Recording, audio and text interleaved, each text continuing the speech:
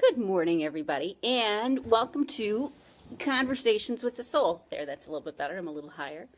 I'm Rita Hickman, owner of Inspire Massage and Inside in McHenry, Illinois, which is in the Chicagoland area, which is in northern Illinois. And today, as you can see, we're starting to turn into fall. And fall is a lot of fun. Fall is, oh, good morning, Kathy. Today's going to be your topic today on intuition.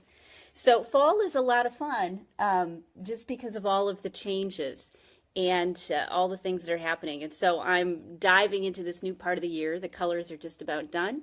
And but now's the time where you have to really sink in. And we're coming into a time in Asian medicine which is called water. And the element of water is considered emotions. And water is that going within. So right now we're in fall, which is metal. But, you know, what fall is about the time. Good morning, Jace. Fall is the time when we start looking ahead to what we'll need for the winter. It's that gathering time. It's the time when we start pulling everything together. So fall's really the time when you need to start planning so that you can survive, you know, the challenges that winter can bring. And so intuition is a wonderful topic for coming up into this winter, into this water time, where you go inside, where you self-reflect, where you look at yourself. And if you've got your intuition, you know, if you're on track with your intuition, then you're going to be doing okay. So today is about the question that Kathy had posed me the other day. Thank you, Kathy, which is intuition. How do you know the difference between intuition or wishful thinking? So, you know, let's start with a little bit of a story. I know a number of people who are very authentic people, and they walk around the world, and that's their identity, authenticity. And for them, authenticity is that they are very in tune and connected to their intuition, and they trust their intuition, and they follow that. Now, the challenge is when you take a step back, where does intuition really come from? And so if you live your life solely on intuition, you'll feel what's going on in your body, you'll notice what's going on around you, but there might be some crossed wires. Because intuition is based on so much more than just a felt sense. It's just not how you feel, it's how you interpret how you feel. And that's where a lot of people, one of the breaks that happens for people. Usually in the you know, path of it, when you look at intuition, first of all, we are disconnected from our intuition. That's one of the first problems that can happen. We're not in our body, we don't feel what's going on. Then the second thing is that we misinterpret our intuition. We don't understand it in a big picture. Maybe we understand it as a small microcosm of a picture, but not in the big picture way that makes, good morning, Lottie, not in a big picture way that makes intuition truly effective. So if you are curious about whether you've got a good intuitive sense, one of the first things you want to do is notice, are you checked in with your body?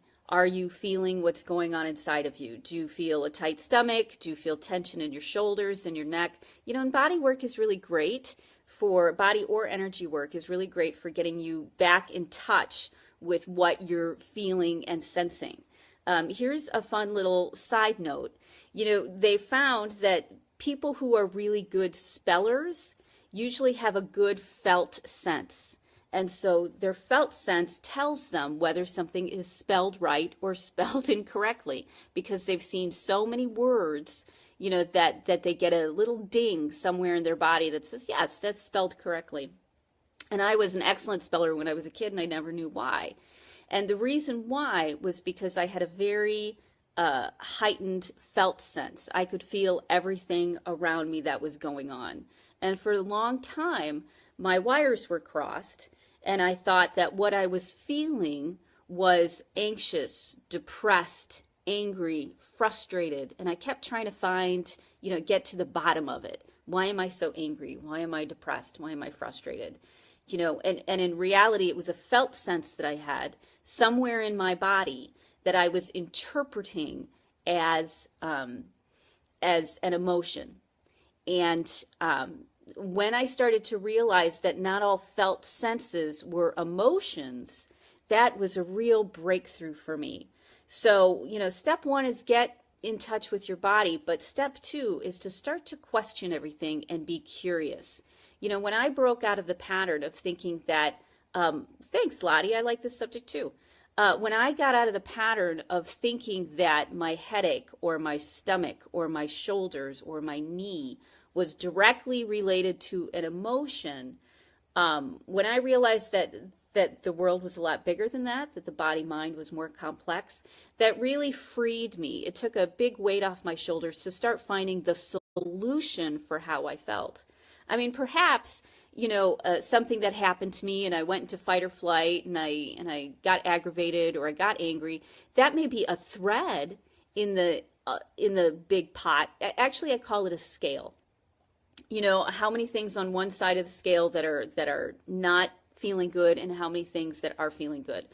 So hurt, anger, frustration might be on that side of the scale, but that is not everything that's going on. It is one thread in a much bigger picture.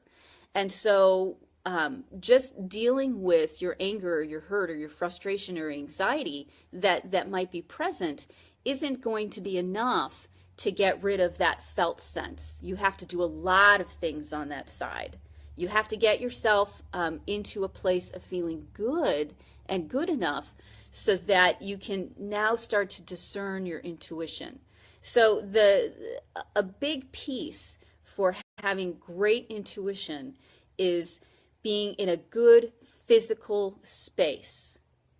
As we've been talking about drinking enough water and getting fiber in your diet and getting your blood sugar, level and getting your sleep and getting movement in, you can't tell whether something is intuition or a trigger until you feel good enough to be able to tell the difference, to where you feel pretty good, but now something's wrong. Instead, if you don't feel good all of the time, your intuition is going to be so skewed. It's going to be so off of accuracy. So you need to get those sorts of things cleaned up. And fall, as I said, is a great time to do this because fall is preparing for the winter when we're going to be under stress, when we're going to be, our body's going to be struggling, our mind's going to be struggling, we're isolated. We're not getting enough vitamin D. We're not getting enough of what we need. So winter can be a very stressful time.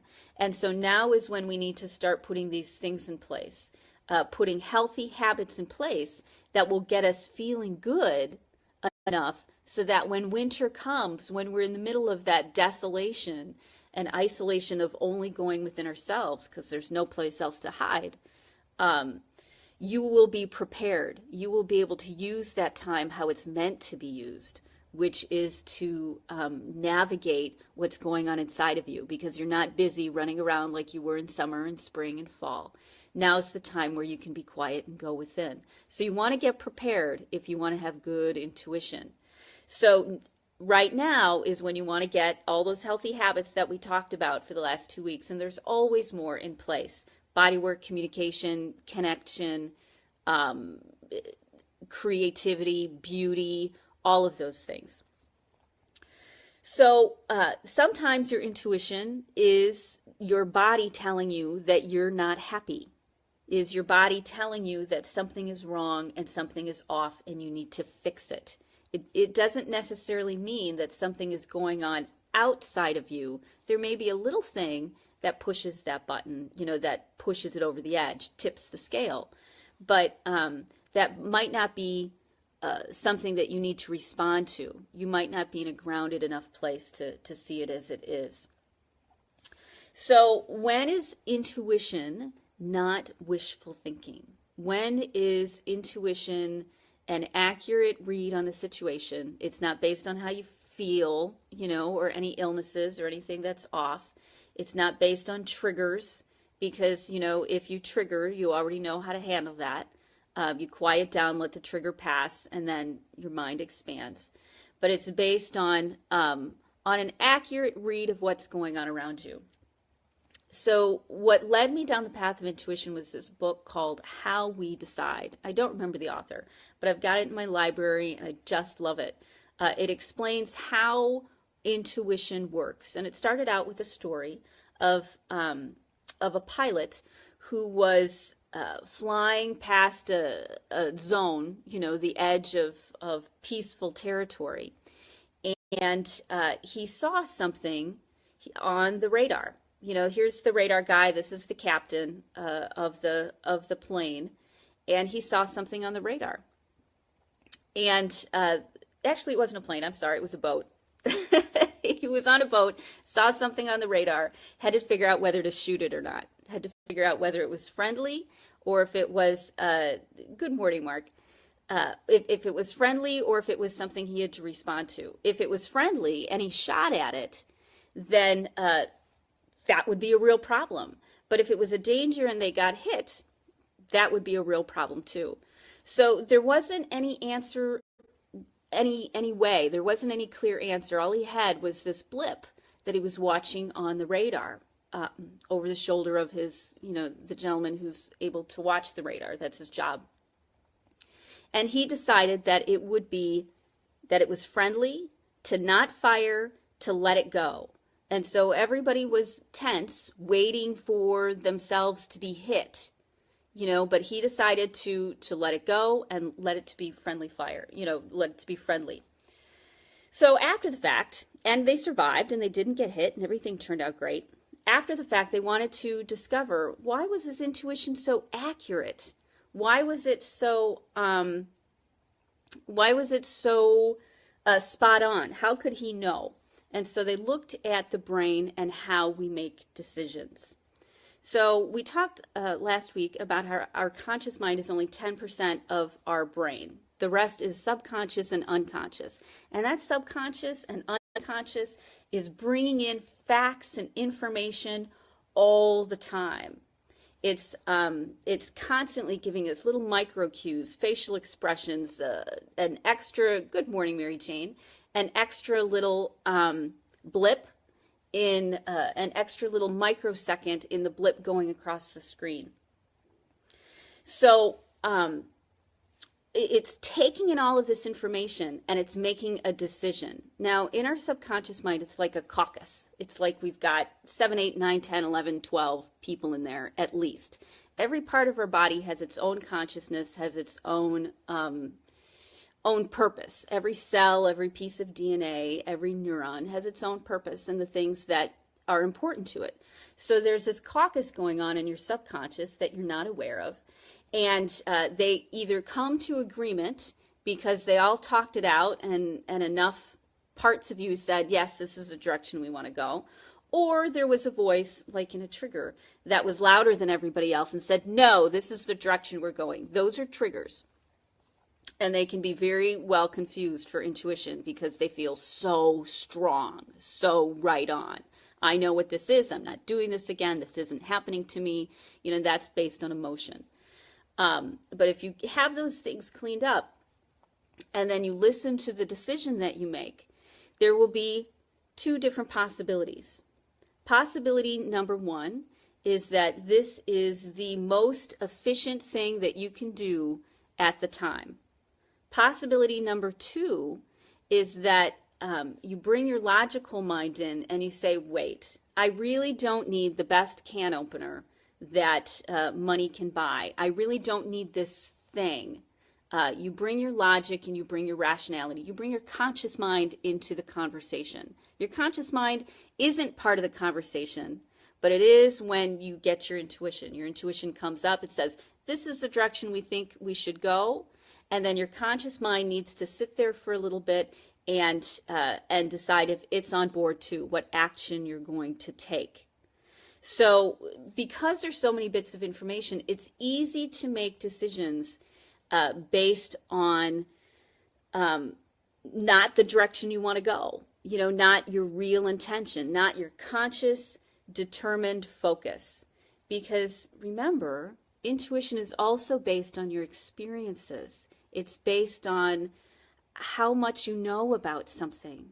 When I was studying flower essences, in the book that I was reading on it, it talked about how your intuition would get better the more you learned about each of the flower essences, the more you understood how they worked, the more research you did, the more you read. Because the more information you absorb into yourself, the better your intuition will be. If your intuition's only based on 3, 4, 5 experiences, and you're still trapped in emotions and triggers, if it's only based on a small sample, think of it like an experiment. If it's only based on a very small sample size, then it's not going to be as accurate as if your intuition's based on a very large sample size, on thinking and being aware of and researching and self-reflecting on all the different directions something can go. The more you self-reflect, the more you have relationships with people and hear their point of view, the more you read points of view which are opposite of your own, the more accurate and effective your intuition will be.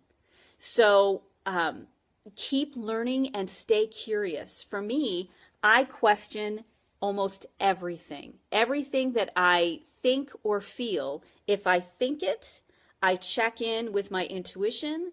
If I feel it, I check in with my conscious mind. And only when both are in agreement is that the direction that I go.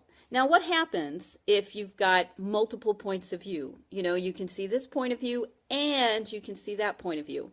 I totally get it.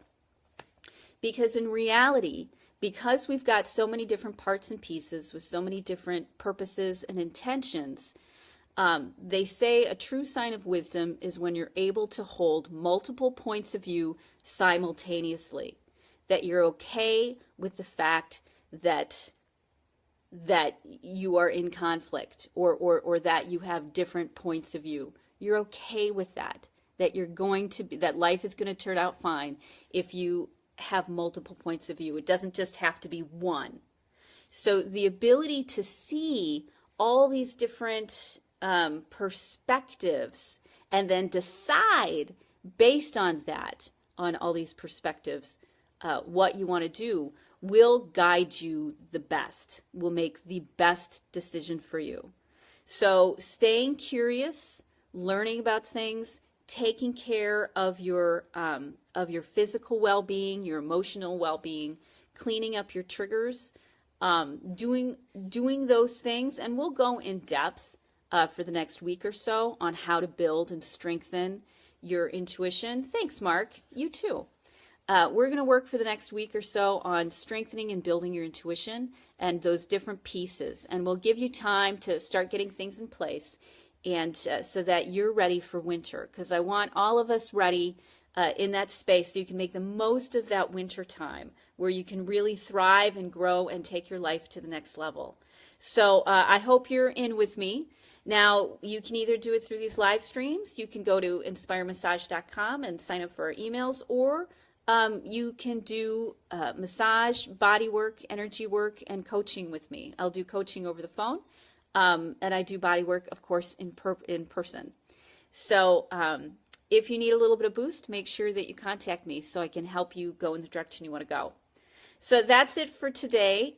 Tomorrow it's going to be about intuition as well. If you've got a question, please put it in the comments, and that will guide what we will cover on intuition. So if you're curious about anything's bothering you, take a little bit of time and think about it, because this is a great opportunity to learn how you can shape your intuition, make it stronger, make it smarter, make it more effective for you, all the things that you can do to become the most intuitive, spot-on person that you know. So let me know, and as I said, if you want to do it in person, we'll do it over the phone, or we'll do it, through body work. Thank you, Mary Jane. Thank you, Kathy. I'm so glad you joined me today. I'm excited to see you tomorrow. I love this topic, and have a great rest of your day. Bye.